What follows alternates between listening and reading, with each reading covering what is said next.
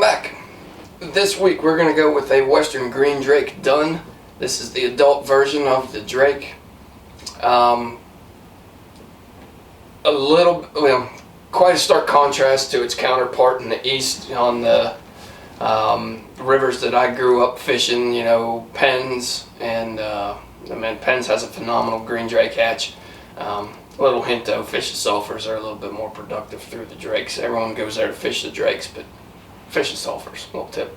Down in Bedford County, Yellow Creek has an awesome Drake hatch, Bob's Creek, a lot of the rivers that I grew up fishing. When that hatch came off though, it was an event. It was the hatch of the year that everybody targeted, just because you have these massive flies flying around. They're like the hexes up in Michigan. They're just massive flies, and there is just a huge number of them. And this is out here it's a little bit different. They're more sporadic, but they are a bigger mayfly, and they kind of come at the middle of summer when maybe the PMDs are starting to tail off. At least in numbers they're starting to tail off, and then the caddis are a little sporadic. So they take note of these bigger mayflies that are flying around. And it's just like, fishing a March Brown early in the season on the Missouri, the Madison, whatever it may be. They're not there in a ton of numbers, but when they are out, the fish take note just because it is such a bigger fly. So this is a good candidate if you want to do like an early season hopper dropper. This would be a good pattern to do that with. You'll see these a lot on like the Blackfoot, the Yellowstone, Rock Creek. I want to say the Boulder gets a few Drakes here and there, but this is more so on your freestone streams. You won't see a whole lot on your tailwaters, if any at all. But this is definitely a pattern that you want to have if you're fishing these freestones. So we'll go ahead and get into this one. I'm going to do this on a size 12. This is probably on the smaller scale of what I would normally carry these in. 12, maybe a 10. 10's probably the most common. This would probably be a little bit smaller than what I would normally carry, but you can definitely fish these in 12s as well. And this is just a regular Daiichi ring eye hook, 11-10, but anything comparable that you want to use, feel free. So, as always with the dry flies, we've got gel spun 50. I'm just going to get a quick thread base down, and then I'm going to come up to the 1/3 point, and that's where I'm going to have my thread hanging. So for the wing on this one, which is I almost always tie my wings in first, this really helps out with the taper. Damn horses out there are just causing all sorts of a ruckus. And then in turn, Knox has to bark at them, so should be a very entertaining video.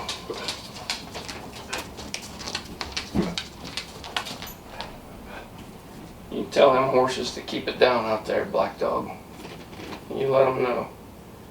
So, back to what I was saying. I almost always tie my wings in first on my mayflies, and it's solely for taper purposes. The taper on the mayfly is probably the most important part of the fly, and if you want to, you can go ahead and tie your tail in. I just prefer to tie my wings in first on most patterns, especially ones with the bigger wing cases and everything. So we're going to go ahead and get this in, and all this is just a medium dun stimulator. I think this is stimulator deer hair, maybe it's compare dun, whatever it is. But what you can see here is the color that we're sort of after. I mean, it's not exactly what I would like. I would like it to be a little bit darker, but for working purposes of what the fish is likely going to be seeing, it's going to be from here down, and you're going to have that darker gray look. I would like to have it dark dun, but this one will work for it. If you want to, I mean, you can even go black. I mean, some of these wings are to the point to where they almost look black, so I mean, you can use black deer hair if you want, but we're going to go with this medium done. And we're taking a decent amount of this too. I mean, you'll see when I take this out. Get out of there. That's not stacked as good as I want. You'll see when I take this out that it's all going to stay in the side of the hair stacker that it shouldn't. Take two. So, we'll try this again.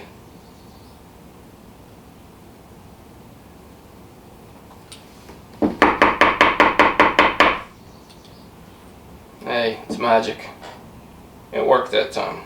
So, like I was saying, this is a pretty decent stack of hair for a wing on a dry fly. But this is a bigger dry fly.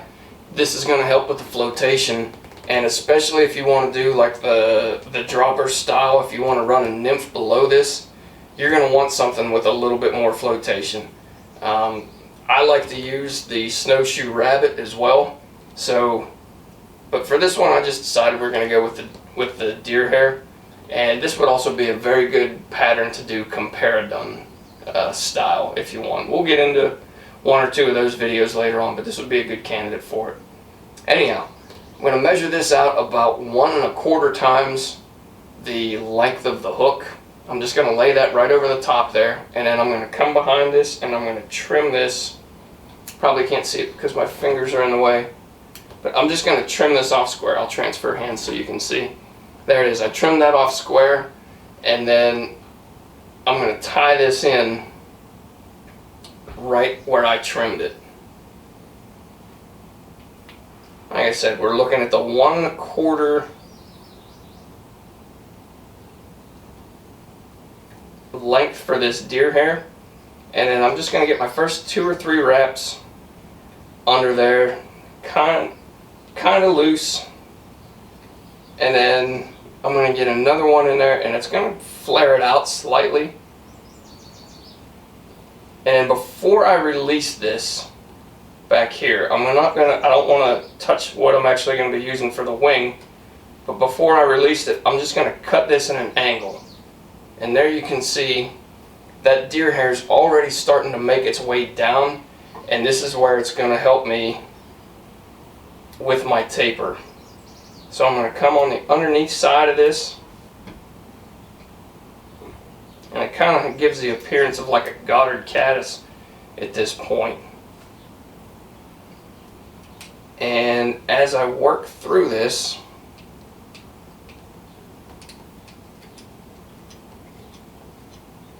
it's going to stand a few of these hairs up. It's going to make a little bit of a mess, but we're going to eliminate all of that here in a second. So, we got a couple of these hairs standing up. Everything's a little bit messy. I'm just going to come back through here and trim these at an angle, working my taper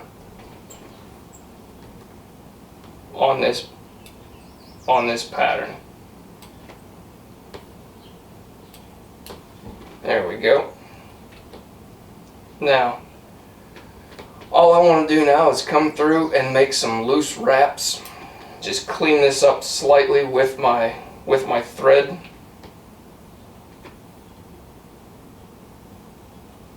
Just bringing this down, matting this hair down slightly. And this is also going to help with your flotation. Having these hollow fibers, even though we're going to cover them up, it's going to help with your flotation a little bit, having these in here.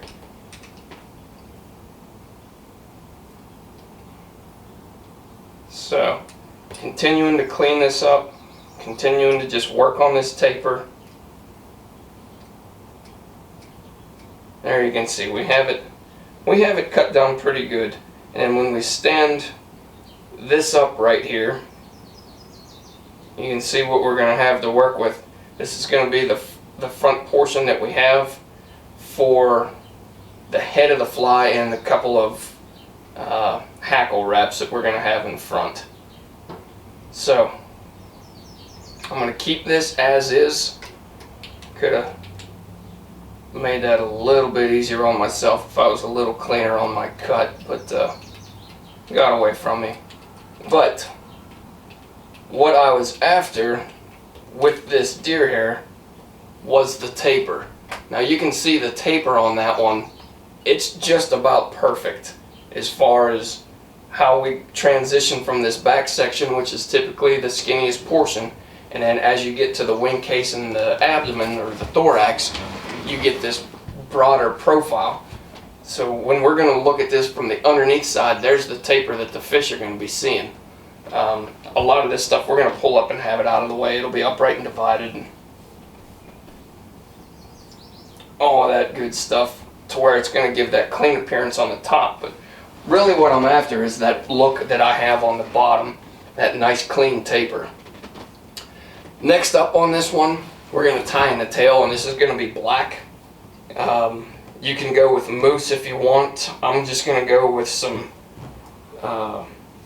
black bucktail.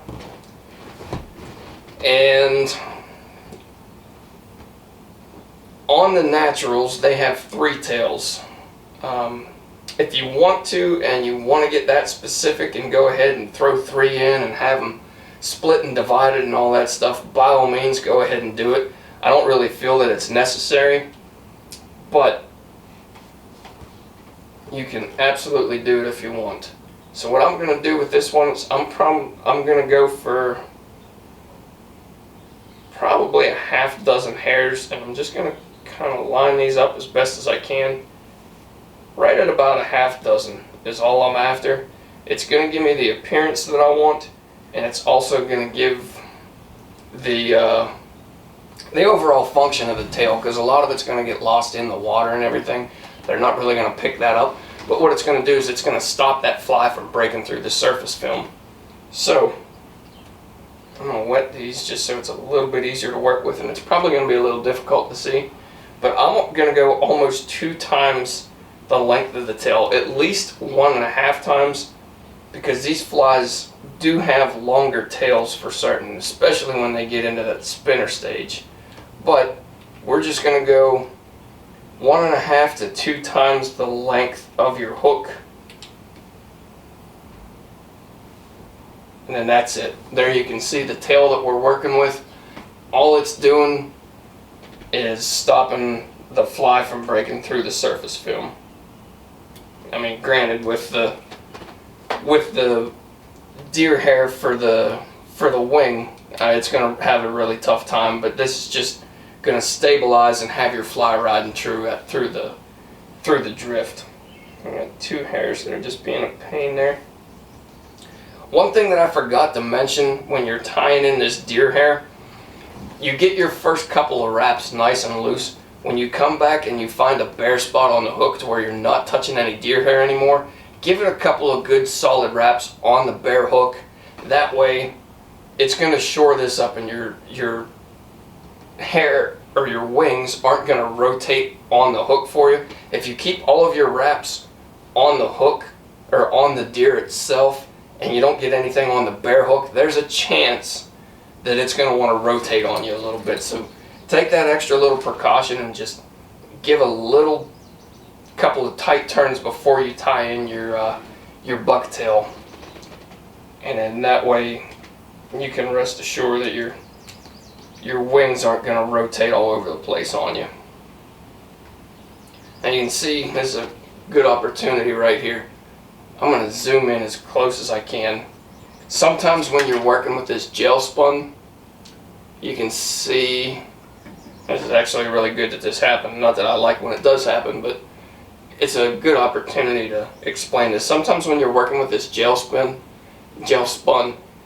especially in the 50s, it'll have a tendency to want to spread out on you, and see how it's kind of fanned right there. If you continue to tie like that, it's going to continue just fanning out. It's going to be tough to get rid of, and then inevitably you're going to have 1 or 2 hairs that go out and wrap around your tail. So all I'm doing is spinning my thread to the right, and that's just tightening things up. You can see that fan's disappearing. It's all but gone now. Now all I have to do is take 1 or 2, advance it to the front, and I'm back to working with that single strand. Just a quick tip on eliminating that. Always eliminate it. If you don't, it's going to run away from you, and like I said, it'll wind up clipping material that you don't want it to. So, where am I at now? I'm getting sidetracked. On to the body of this one. The body, like I was saying earlier, they are much darker than the eastern green drakes. That's where a lot of people, they'll tie the drake and they think that they're tying, I don't know how many western drakes that I've seen guys trying to fish in Pennsylvania, and it's just not, it's not going to happen. You're going to be very limited if you catch any fish at all. They're just completely different looking flies. So this one has more of like the darkish green.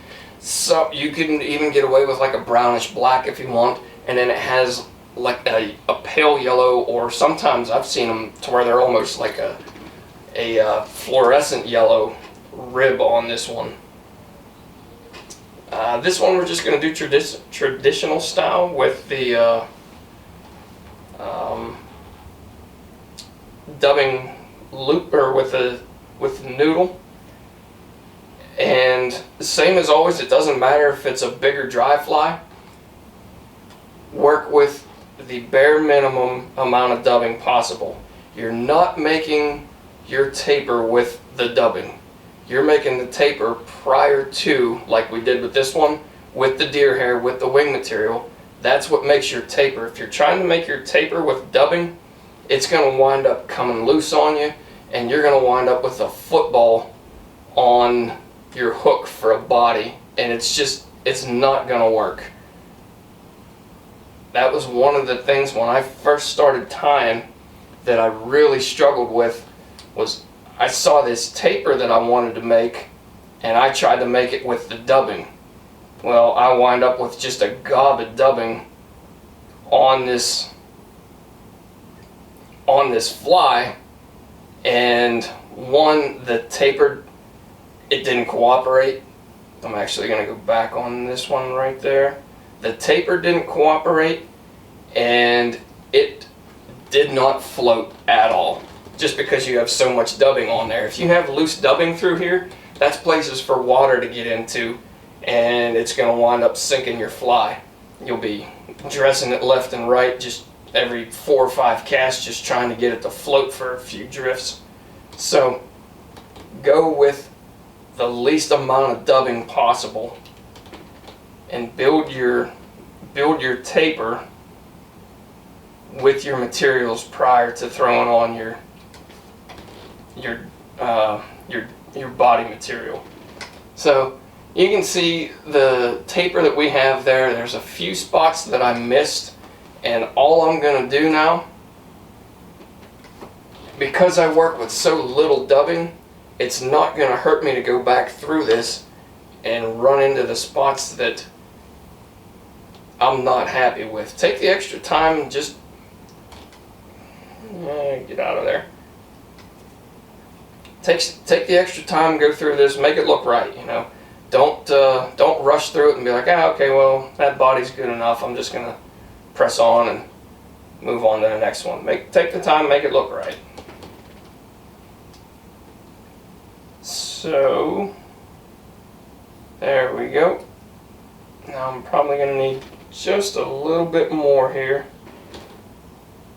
There we go, that's looking a lot better.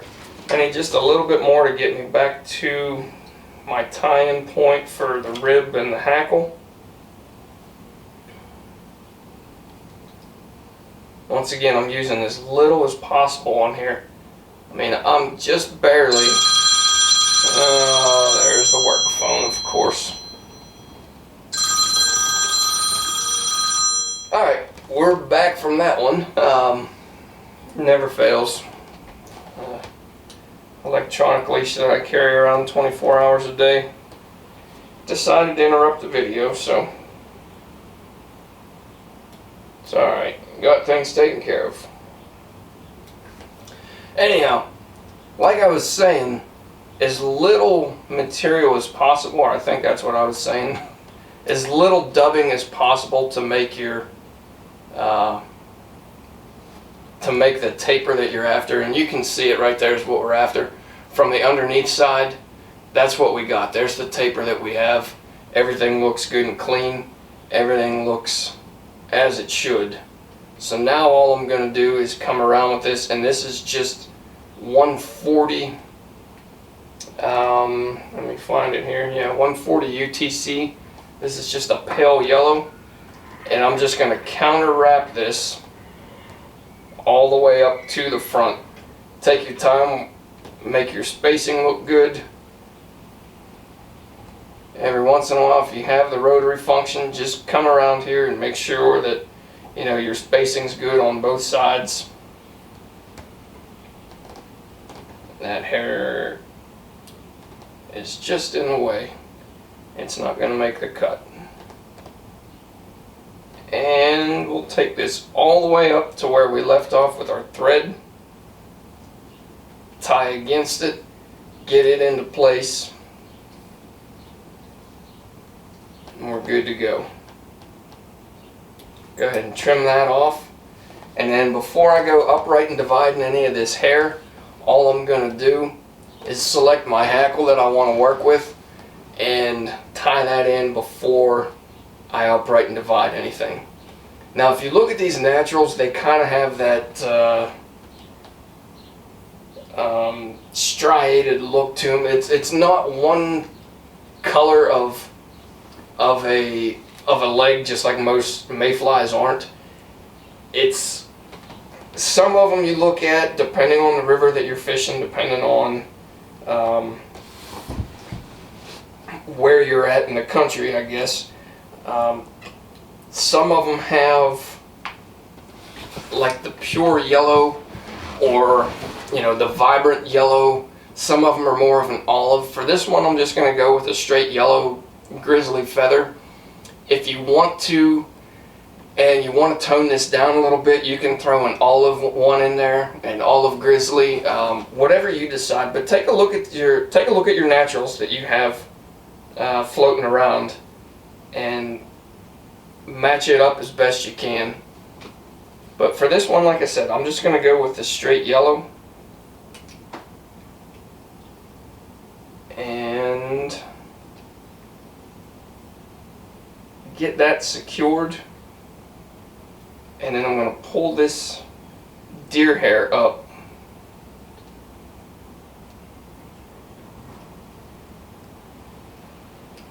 and go right in front of this. I'm going to stand it up as best I can.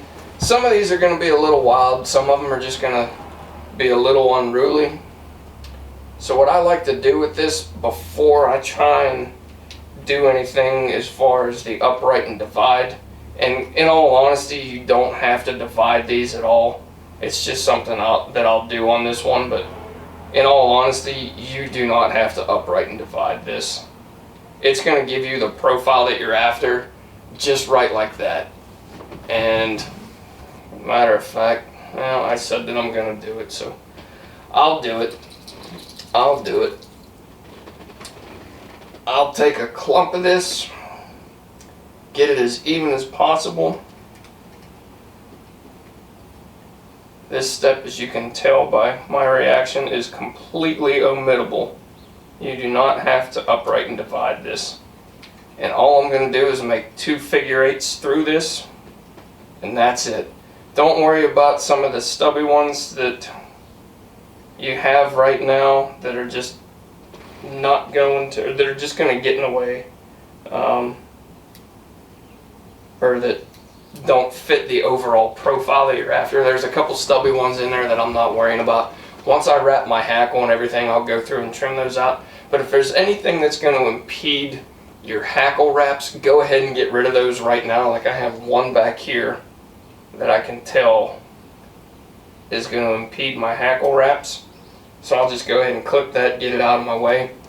And now I have my 2 figure-eights over top of this. You can see to where it's upright and divided now. I'm going to come in front of this and go 1, 2, and pull tight. That way it's just going to secure those figure-eight wraps between deer hair, and it's going to help maintain that look that I'm after with my wings. A couple of them just aren't wanting to behave. Go ahead and trim that. There's a couple on the underneath side that I'm not liking either. And we'll call that good. Now, as I always preach on the mayflies, when you're doing the traditional catskill type hackle wraps, always dub through your wings. Always dub through your wings.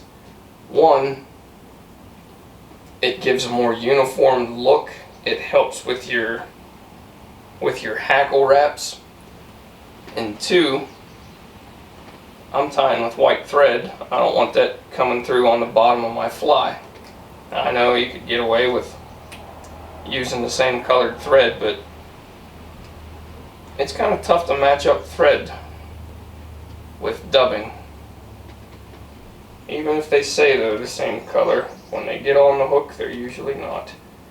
Now, this is the biggest reason that I do this right here, is on this, because we're building the taper on the back side for our body and everything, there's no material in front of our wings. And there's a sharp drop off when you make this 1, 2, 3 reps with your hackle. You get to the front side and there's a drop off because we haven't put any material there. So what your hackle tries to do is move forward, and then that's where you wind up with hackle going in front of your eye. It's going to wind up making it difficult to whip finish. You're going to trap hackle, and your fly's just really not going to look that good because of that. So I have a little bit of a transition from my backside here to where I've made my taper to now I have some dubbing right here, so my transition's a lot easier and it's a lot smoother when I'm wrapping my hackle. So I'm just going to peel these back as best I can. Go ahead and wet your fingers if you have to. And then we're just going to go 1,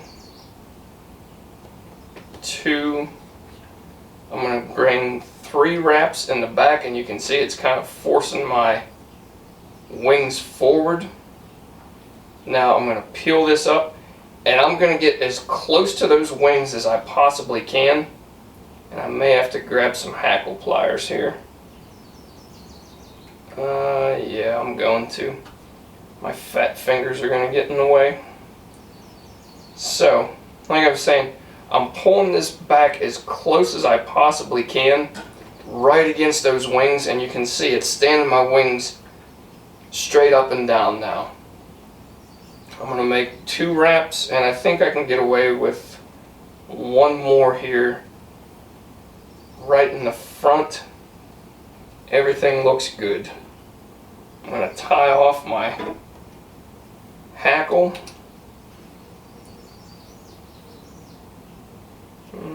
One more wrap in there. I'm going to tie off my hackle and clip this. There we go.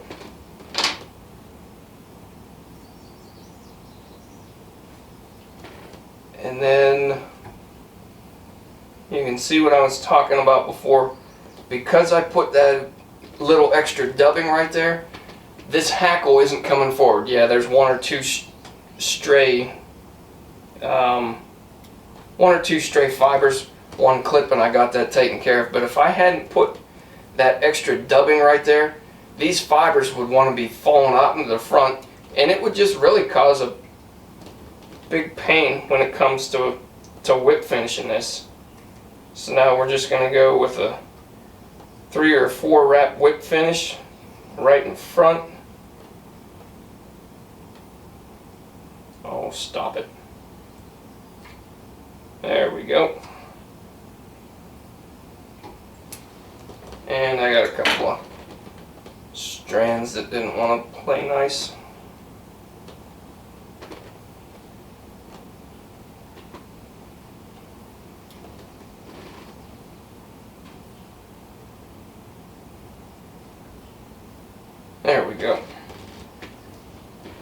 Now, if you have a couple of wild fibers from your deer hair and you want to go ahead and get rid of those, by all means at this point you can go ahead and trim them up. But I'm not going to worry about those too much here. I have my tail sitting just how I want it. There's the finished Western Green Drake. The last thing that I'll do on this, and I'm just going to take 10 because it's what's sitting on the bench, is just touch up my GSP. Come a couple of hairs back that I'm going to have to cut before I take the picture, because it has to look pretty when you take a picture of it. That's a rule, or else it's not going to catch anything. Anyhow, there is the Western Green Drake. Like I said, this is the one that I typically will tie. Zoom in there a little bit more. It's usually a size bigger. I'll usually take it in a size 10, but this is the one that I like to tie. This is the one that I'll carry with me in the summer when there's a chance of seeing them out on the water. So if you have any questions or comments on this one, as always, leave them with me and I'll get back to you. On a side note, if you want to substitute wings on this one, I like to use the deer hair, like I said, just for flotation reasons. If you want to, the Zelon would be a good substitution, or the snowshoe rabbit, whichever way you decide. I just did this one with the deer hair because, like I said, that's what I typically use for these bigger patterns. I like the flotation that I get out of it, and also it gives me a better profile on the actual wings themselves. I think I mentioned everything I wanted to. Apologize for the interruption from the work phone. Hopefully the editing and everything isn't too much of a mess on that one. If it is, I'll refilm, but it should be pretty smooth. I should have a pretty easy transition on that. And I'm done. If you guys have any questions or comments, as always, leave them with me. Thanks for watching, and we'll catch you on next week's fly.